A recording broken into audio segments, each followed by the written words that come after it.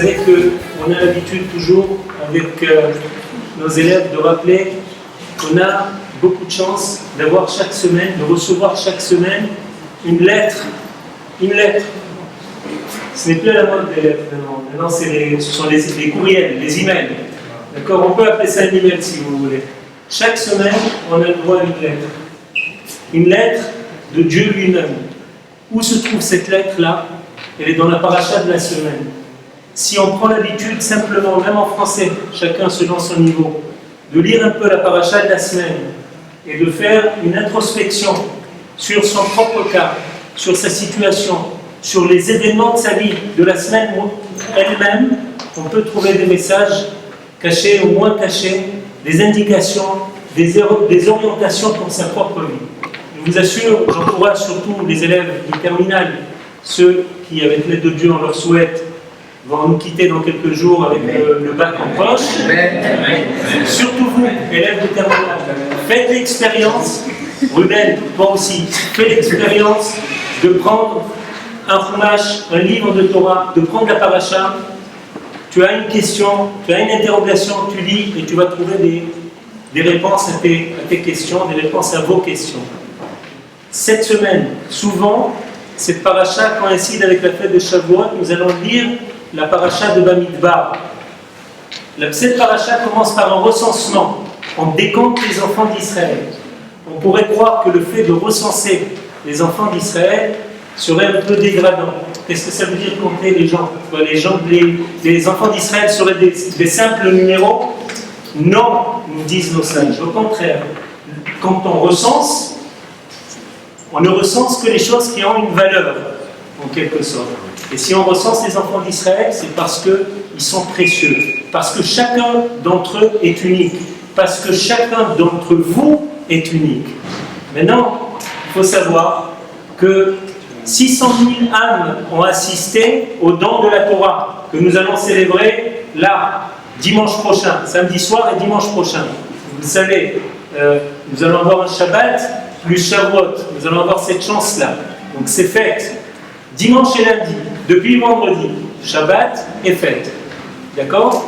600 000, ils étaient 600 000 âmes à assister au don de la Torah. Nos âmes étaient présentes. Je ne sais pas si vous le savez, mais le Sefer Torah, le livre de la Torah, comporte 600 000 caractères, des lettres et des espaces entre les lettres.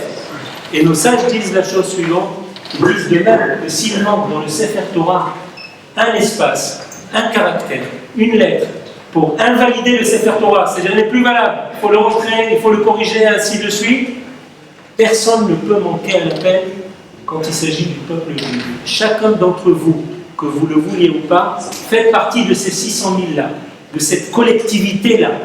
Quelles que soient vos compétences, parce qu'on est tous nés différents, on est complémentaires.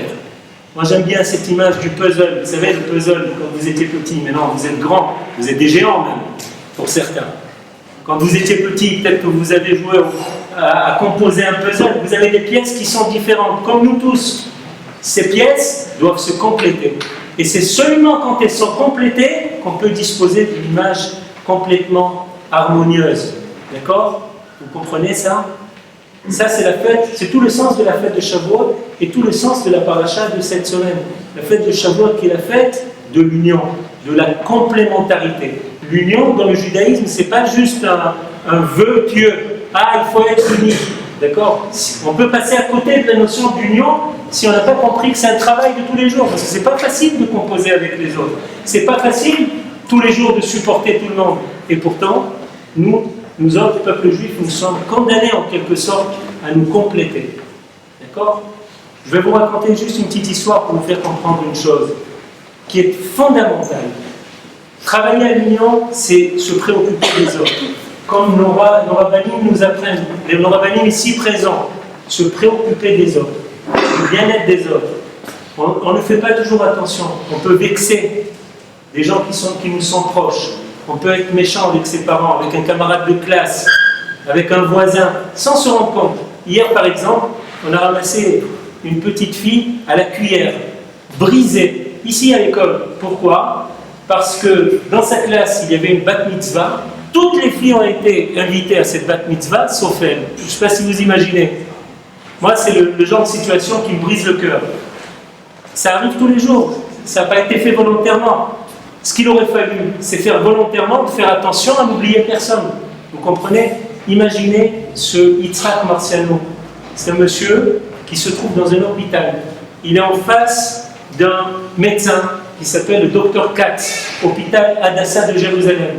Il est en train d'apprendre, écoutez bien, qu'il souffre malheureusement d'une tumeur qui est très mal placée sur son côlon.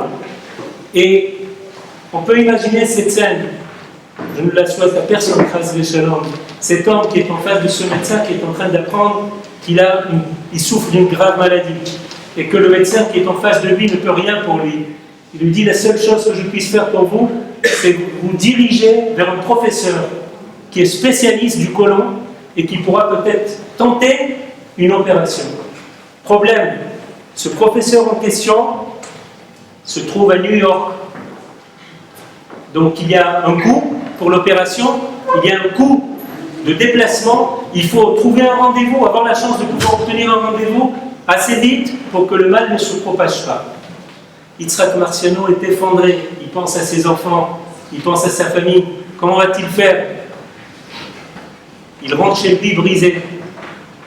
Il appelle sa sœur, qui est sa confidente. En même temps, il lui explique un peu la situation. Et sa sœur lui dit: écoute mon frère, on va trouver de l'argent, on va trouver. On va mettre à contribution la famille et les amis. On va trouver, on va prendre rendez-vous avec ce professeur, quoi qu'il arrive. On va appeler ce professeur tout de suite. Et c'est ce qu'ils font. Elle appelle donc le professeur à New York. C'est un nom un nom néerlandais. Von Kraft, c'est le nom du professeur. Elle appelle la clinique, c'est très difficile de les avoir. Finalement, elle arrive à obtenir quelques informations. Et la secrétaire lui dit: écoutez, je vous prends un rendez-vous. Le coût de l'opération, il est de près de $200 000. Maintenant, vous avez un tour, c'est très compliqué. Dans 3 semaines, il faut que vous puissiez me confirmer que vous serez là, d'accord, d'ici 3 semaines. Et elle commence à chercher de l'argent, un peu auprès de la famille, un peu auprès des voisins, des membres de la communauté. Et les gens donnent, les gens aident bien volontiers. Mais pensez-vous, comment peut-elle ramasser 200 000 € en quelques jours? Elle n'arrive pas, elle n'arrive même pas à la moitié de la somme. Alors elle rappelle le professeur, le docteur Katz, israélien, et il lui dit: voilà, on n'a que la moitié de la somme. Et le docteur, de façon un peu mystérieuse, lui dit au téléphone: écoutez, vous avez bien prié pour avoir la moitié de la somme, continuez à prier, n'annulez pas le rendez-vous, partez, et Dieu vous aidera. Et c'est ce qu'ils font. 3 semaines plus tard, ils sont dans l'avion qui les conduit à New York, ils arrivent, je prends quelques raccourcis, donc à la clinique. Lorsqu'ils arrivent à l'accueil, ils s'adressent à une secrétaire: nous sommes Yitzhak Marciano. Dès qu'ils se présentent, la secrétaire leur dit: oh, 2 secondes, j'ai des consignes, le professeur va venir vous voir. Et le professeur en personne, ce qui n'est jamais le cas, quitte en quelque sorte ses occupations et vient les recevoir. Il vient, Monsieur Marciano, Yitzhak, il lui serre la main. Bonjour Monsieur Yitzhak Marciano, bonjour, vous venez d'Israël, vous savez que je suis un admirateur d'Israël. Bonjour, ne vous inquiétez pas, je vais faire ce qu'il faut, je vais vous sauver, Monsieur Marciano, je vais vous sauver. Et le professeur lui-même les installe dans la chambre, assez mystérieusement. Eux sont très inquiets, parce qu'ils savent qu'ils n'ont pas la totalité de la somme. Comment vont-ils s'en sortir? Ils sont des gens honnêtes.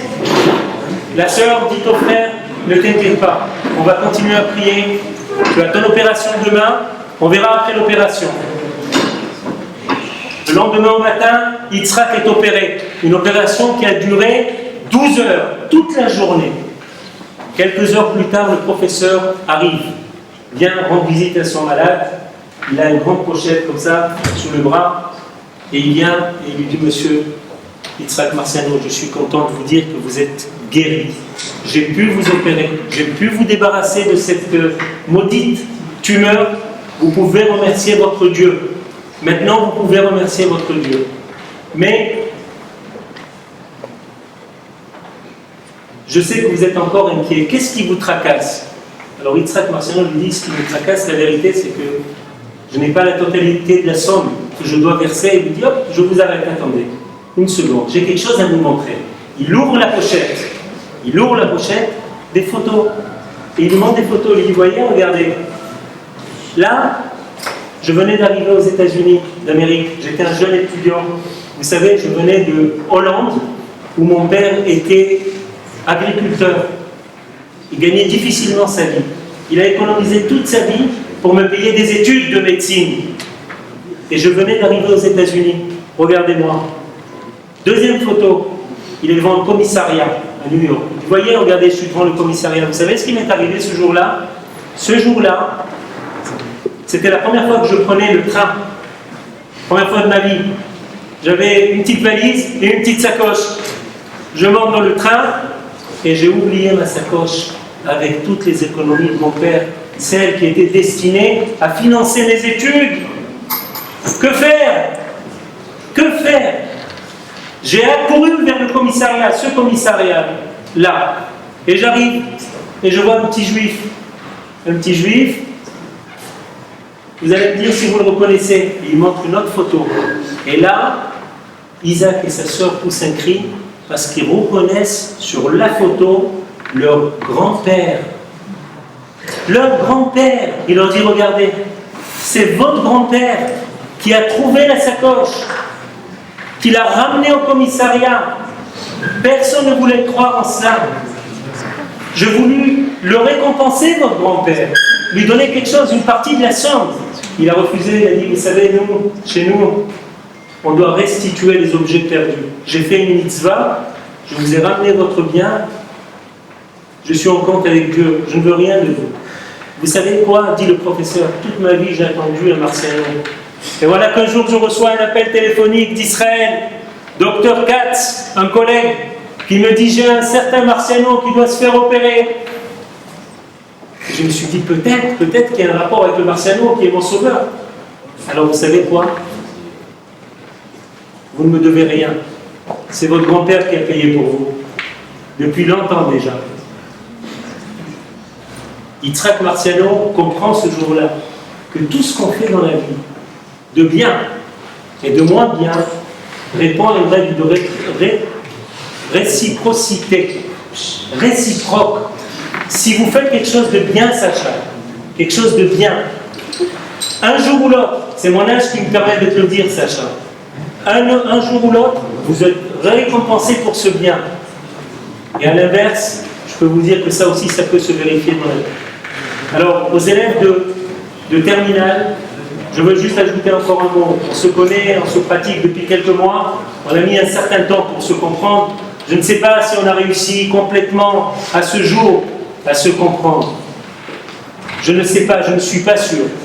Je vais vous dire, vous souhaitez aux garçons et aux filles une bonne réussite. Vous dire que nous serons toujours là pour vous, même si on se connaît depuis peu, si vous avez besoin de quoi que ce soit, et vous recommander de ne pas oublier ce qui vient d'être dit. Vous faites partie d'un peuple, faites attention à vous, les uns les autres, faites attention à votre propre personne, faites les bons choix, réfléchissez bien, restez dans le sillage de votre peuple. Vous avez cette chance-là, cet honneur d'appartenir à un peuple hors du commun.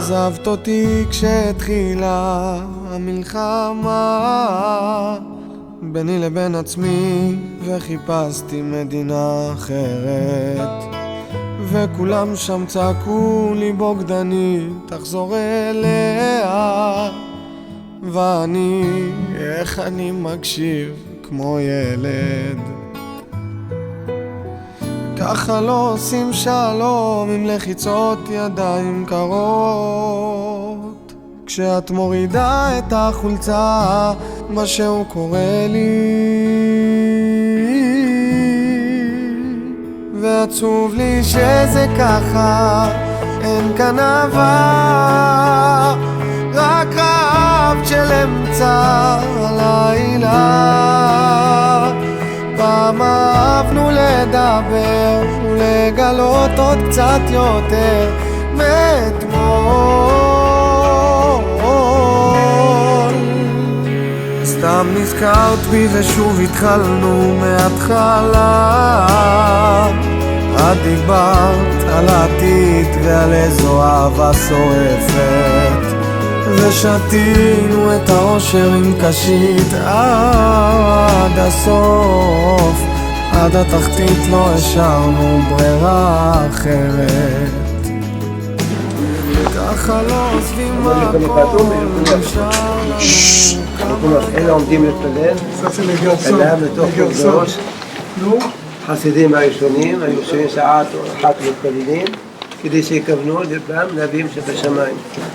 אפילו לא אומר שבשלמה לישיבנו, אפילו לחצת לך על הקיבה או להפסיק. תספר לנו סתם הגמרא? זה משנה פה.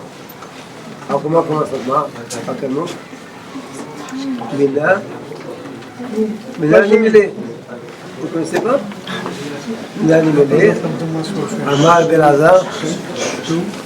Alors, שלומי, תעזור להם. Allez, Shlomi, passe-toi l'examen là.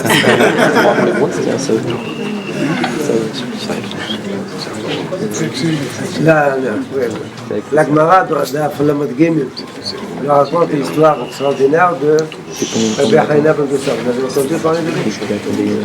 Donc Rabbi Haina ben Dossa, qui était un homme, en même temps qui était un homme très pauvre, qui n'avait rien. Et dans notre Gemara, on raconte de lui une histoire où lui, son métier était un transporteur qui porte des choses sur lui pour amener, à l'époque il n'y avait pas des camions comme aujourd'hui de déménagement, etc. Il fait déménager les choses sur son dos. Et il s'en va. Et une fois il était en pleine route, et comme il était pauvre et transporteur, tellement il était blessé de tous les côtés. Et ce jour-là, il portait des sacs de sel pour le passer d'une ville à l'autre. Et marcher, d'un coup il y avait la pluie. Alors imagine la pluie de l'eau, avec le sel que ça passe sur les plaies, ça fait très très très douloureux. Et lui il lève les yeux au ciel, il dit Dieu, tout le monde est heureux parce qu'il y a la pluie. Tout le monde a besoin de la pluie. Et il n'y a que moi que je souffre de ça. Alors Dieu là, qu'est-ce qu'il a fait? Il a fait hop, stop, la pluie arrête. Je ne veux pas que cette personne-là, qui s'appelait Bahreïn de ça, souffre.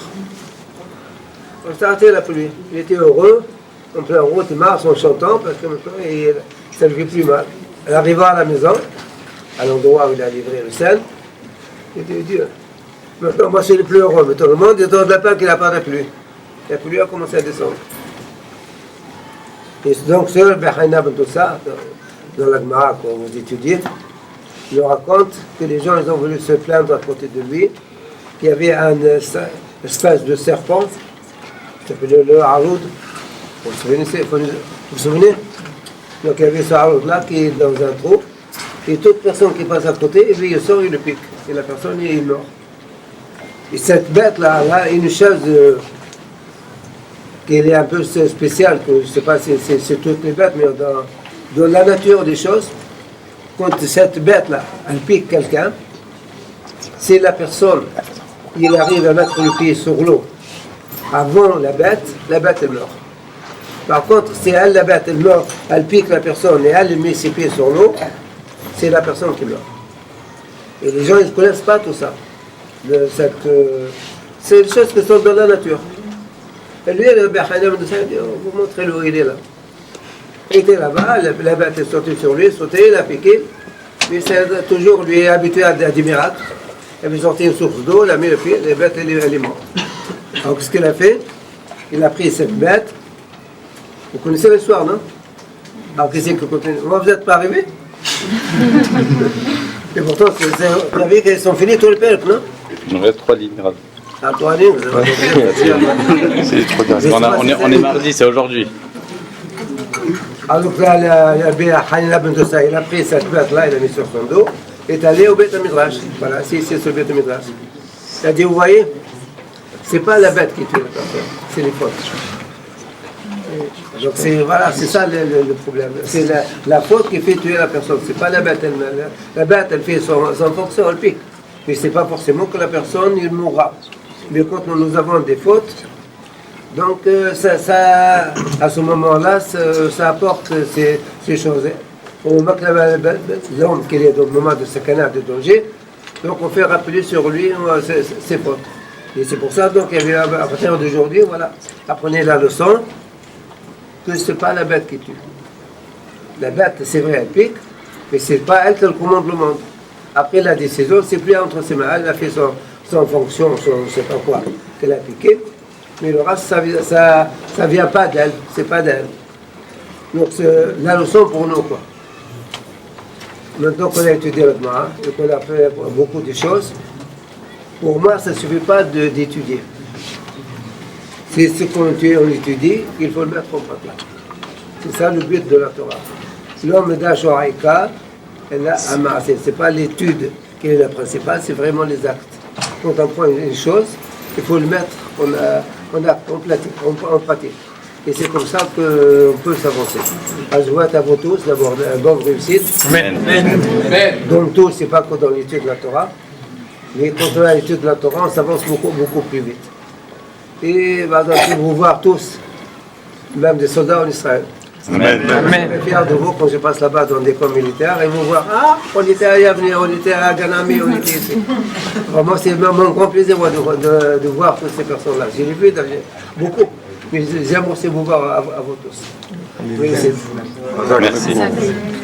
Allah